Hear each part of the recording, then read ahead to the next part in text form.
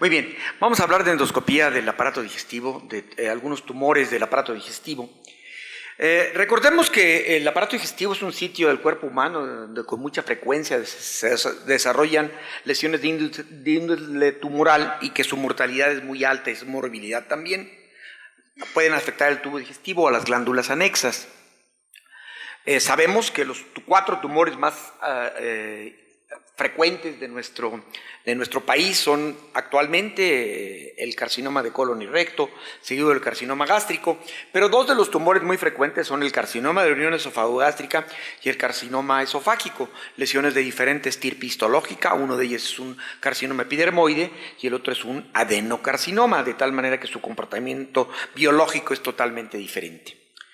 En nuestro medio del esófago, el más frecuente, decíamos, es el adenocarcinoma de la unión esofagogástrica, y son lesiones de crecimiento muy rápida, invasoras y muy agresivas.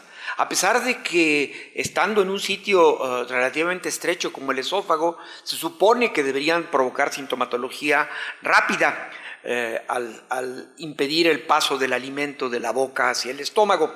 Sin embargo, sabemos que esto no es así, particularmente porque pues el esófago es un órgano muy elástico, de tal manera que el paciente puede tardar en sentir síntomas, y cuando los síntomas son tan importantes como para solicitar atención médica, la lesión con mucha frecuencia y es una lesión que está en una etapa avanzada. Sabemos que hay lesiones premalignas, algunas de ellas que se ven raramente, como las membranas de Plummer-Vinson, las quemaduras por cáustico, la calasia, y el más importante de todos es el esófago de Barrett, del cual quiero hablar un momentito antes de hacer esto, pero bueno, algunas imágenes.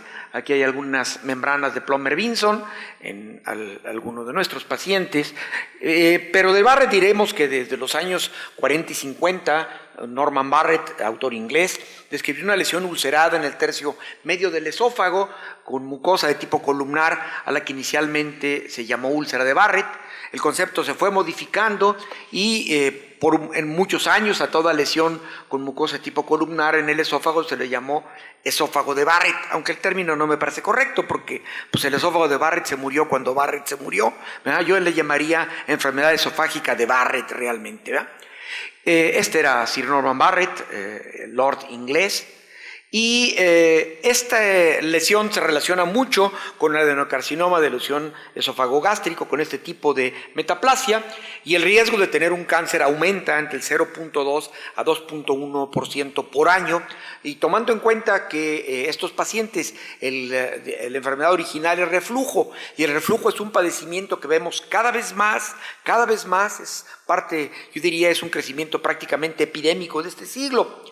Inicialmente al esófago de Barrett se le sobreestimó el riesgo y se hablaba de cifras espantosas como 40 o 50%, pero en general podemos decir que el riesgo del paciente con un esófago de Barrett tener un adenocarcinoma es 40 veces mayor que en la población general, lo cual no es algo mínimo, y se calcula que en los Estados Unidos había de 500 casos por cada 100,000 pacientes al año, lo que nos habla de una frecuencia muy importante. Algunas imágenes de Barrett en la cual la mucosa del esófago es sustituida por mucosa de tipo, le apreté uno que no era, por mucosa de tipo gástrico.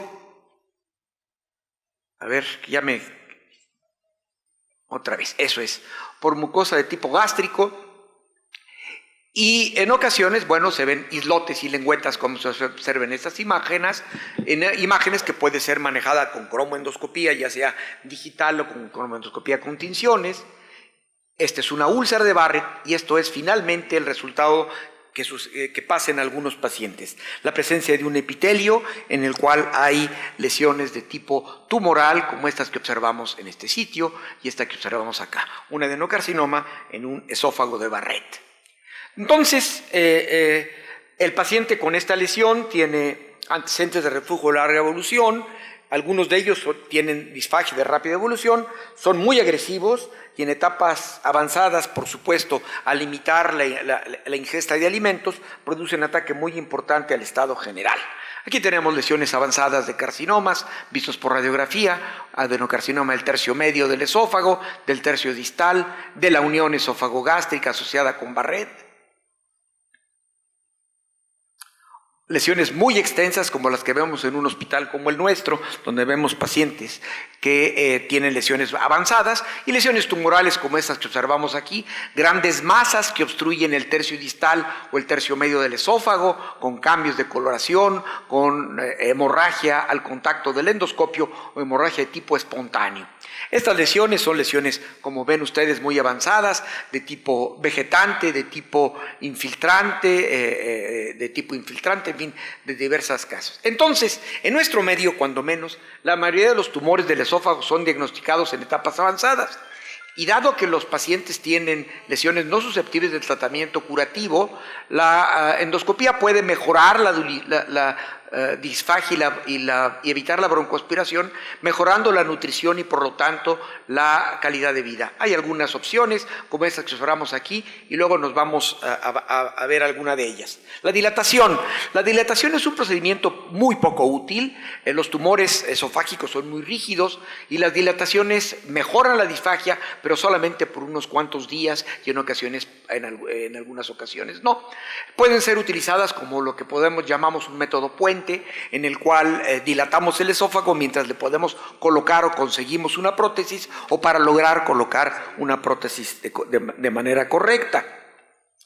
La lisis tumoral también es un procedimiento limitado. La masa tumoral se puede destruir utilizando procedimientos de láser, que es un procedimiento caro y de breve duración, y otras funciones más económicas que hemos utilizado es la necrosis tumoral con la inyección de alcohol absoluto, aunque les diré que la mayoría de estas técnicas pues realmente tienen un uso muy limitado. Esta es una inyección a una masa tumoral vegetante dentro de la luz del esófago con alcohol absoluto, con lo que lo provocamos una necrosis tumoral y lograríamos en algunos casos y por tiempo breve una tunelización, como en este paciente que después de la inyección con necrosis tumoral en una adenocarcinoma de la unión esofágico-gástrica, pues ya nos ha permitido pasar el endoscopio observando las zonas de necrosis después de haberlo inyectado.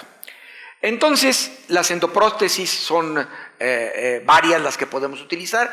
Yo diría que es el tratamiento de elección en este momento, cuando haya posibilidad, una calidad de vida puede mejorar con un tumor, particularmente si el paciente tiene deseos de comer y tiene una expectativa de vida de algunos meses. Bueno, se pueden utilizar prótesis. Las que tenemos actualmente en el mercado son de nitinol, o sea, una combinación de